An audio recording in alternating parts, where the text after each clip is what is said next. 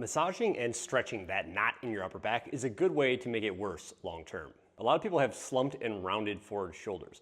And when your shoulders do this, when they round forwards, your shoulder blades actually protract and overstretch these muscles of the upper back, the muscles in between the shoulder blades, more specifically the rhomboids. Now, this sensation of overstretching or tightness that you might feel in there is indeed tightness, but it's not the same kind of tightness that requires massage and stretching. In this case, the muscles in there are likely tight because they're long and taut, like two ends of a rope being pulled away from one another.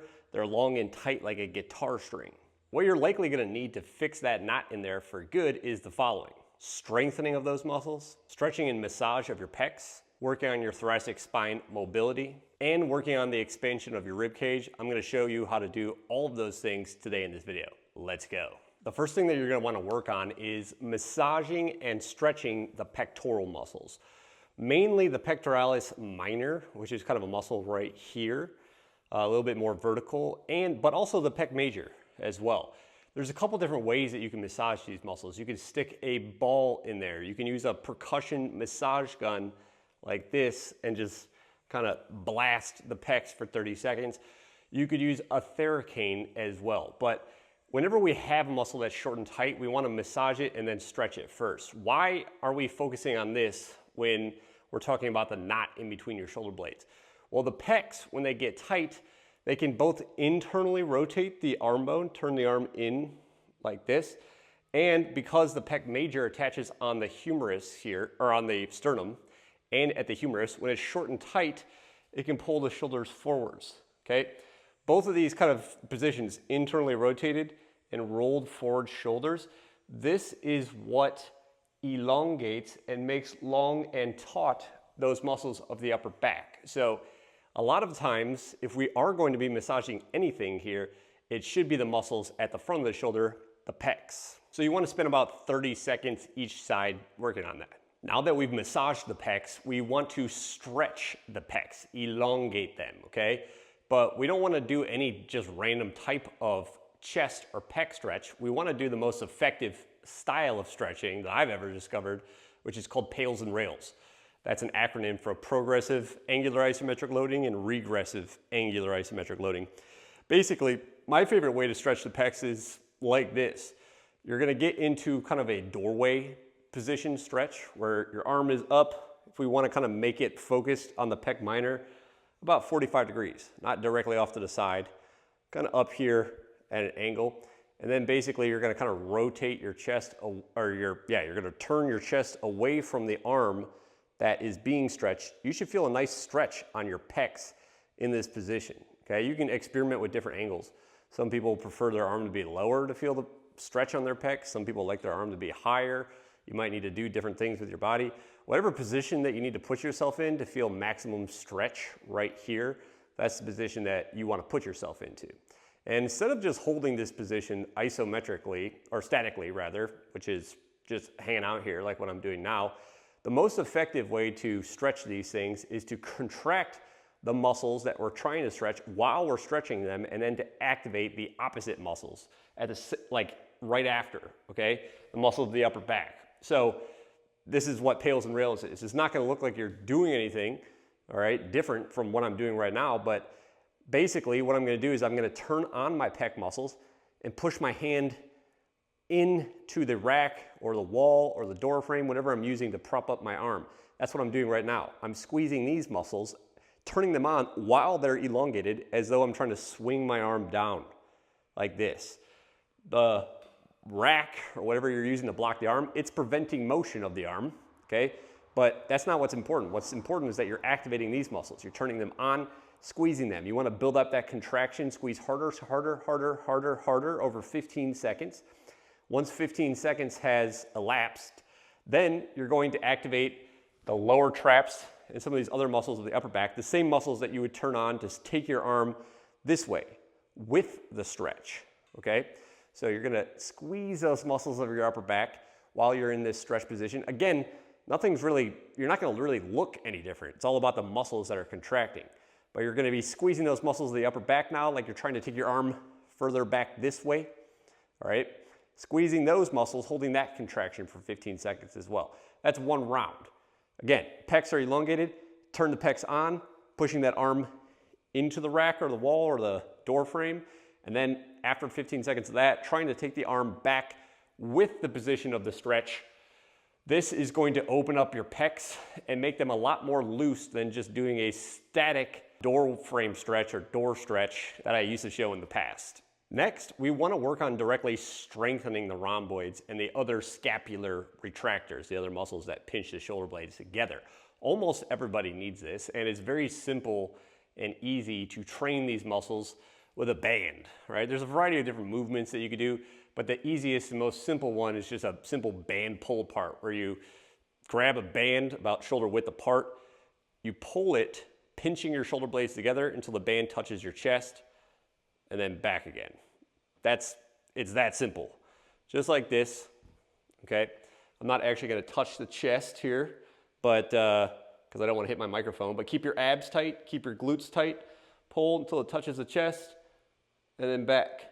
That's it, all right? Usually with my clients, I have them do a high volume of repetitions of these once per day, like 40 reps at the beginning of a workout, part of a corrective exercise routine for their posture. It's just about volume. You just want to get 40 reps in. If you want to kind of switch that up and train some of those muscles at different angles, you can experiment with different angles of the arm. Instead of pulling like this, you could do 20 on an angle like that, all right? And then 20 the opposite direction as well. Pretty basic exercise, these kind of, and the variations as well, but these are tried and true exercises to work the upper back, and they really don't have to be fancy when it comes to strengthening those muscles and giving them slack.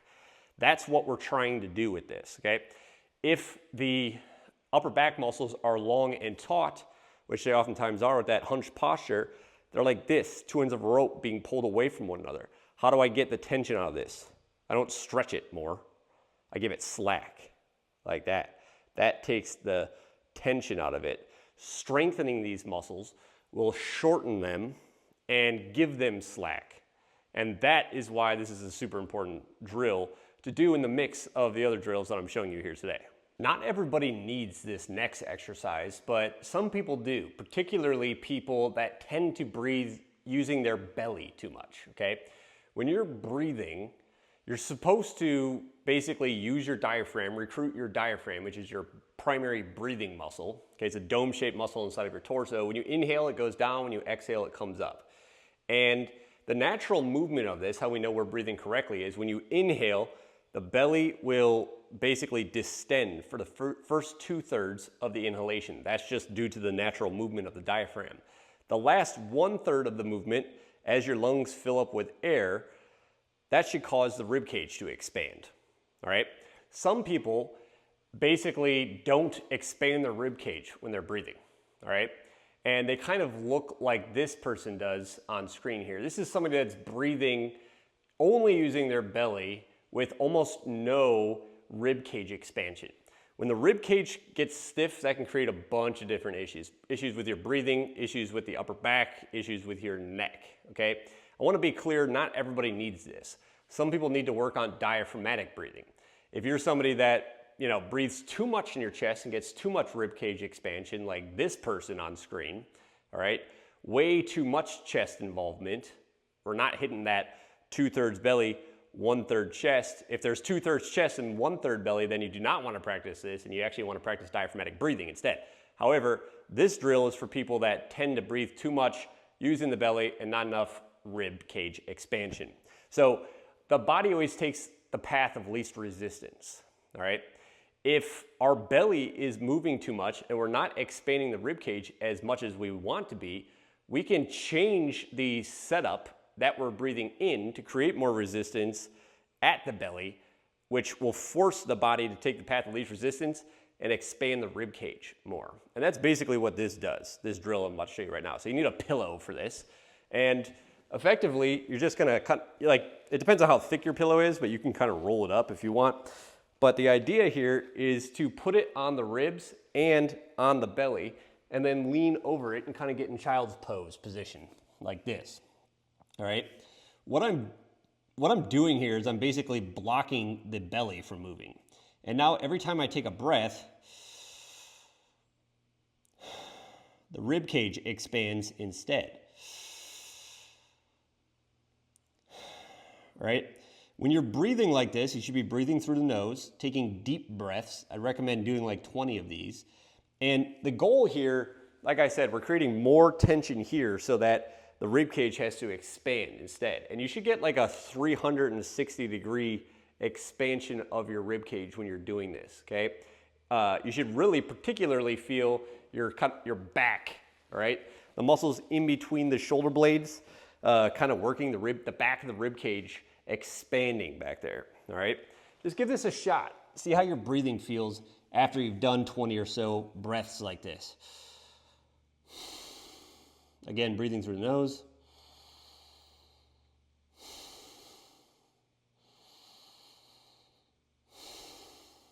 Really focusing on getting that air to expand the rib cage in all directions. Out the back, out the sides, out the front, all right? If you do this for about 20 breaths, try seeing what your breathing feels like afterwards, okay?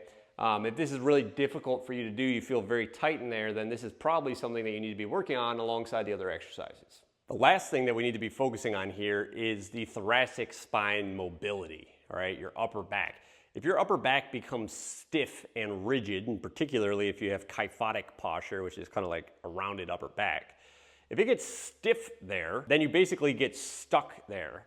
And our attempts to try to strengthen the scapular retractors are just really not going to be very effective if we're dealing with weakness there on top of thoracic spine mobility issues. So there's a million different thoracic mobilizations that you can do, but I will show you a very effective way to work on your thoracic mobility right now and maintain it that actually maintains and builds mobility in all ranges of motion that the thoracic spine is capable of moving in.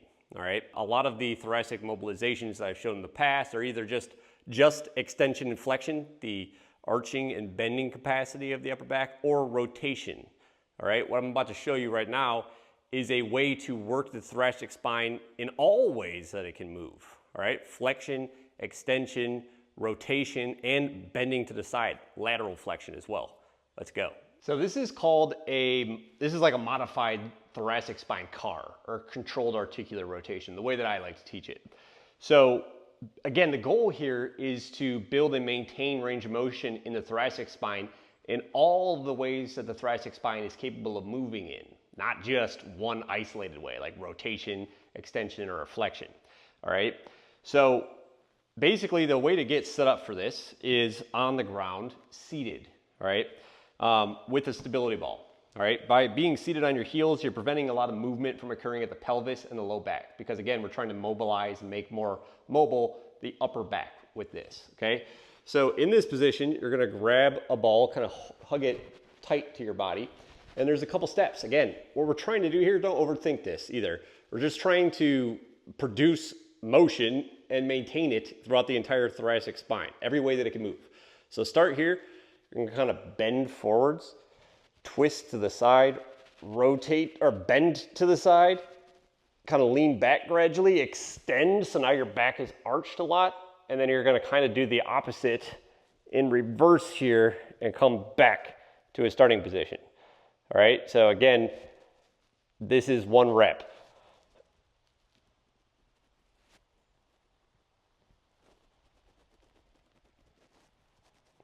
I'll say that just one more time here, okay? So we're flexing, rounding the upper back.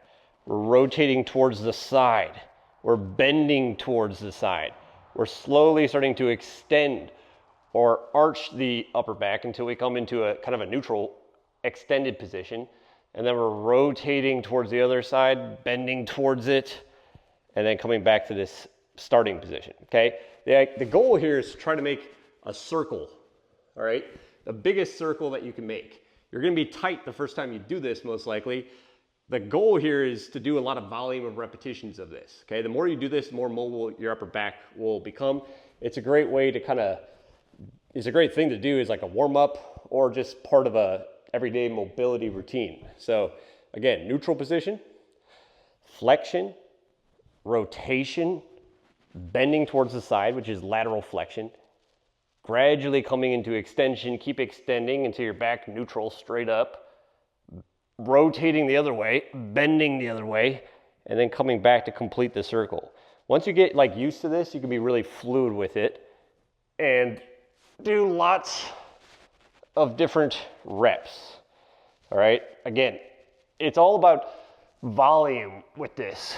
Doing this for a lot of repetitions in volume and just doing it on a regular basis. Whichever one of these drills I showed you today you struggle with the most, or whichever one was the most difficult for you to do, that is probably the one that you should be focusing on the most. We tend to like doing things that we're good at and avoid doing things that we're bad at, and it's the things that we're bad at that we typically need to work on the most. So you might need to do all of the stuff today. You might just need to do one or two of the exercises that I showed. Your ability to perform this and how they go for you will kind of be the factor for you to gauge which ones you need to focus on the most. However, I promise that if you work on this stuff in a very quick period of time, that knot in between your shoulder blades, if it's caused by the issues that we addressed in today's video, it's gonna go away in a pretty quick period of time. So that's it for today's video. If you wanna get my free workout that helps you fix muscle imbalances, improve your posture, correct your mobility and other things like that, check out the description down below. I'll also pin a comment to that in the comments. Let me know what you want me to make videos on in the future, and I'll see you next time.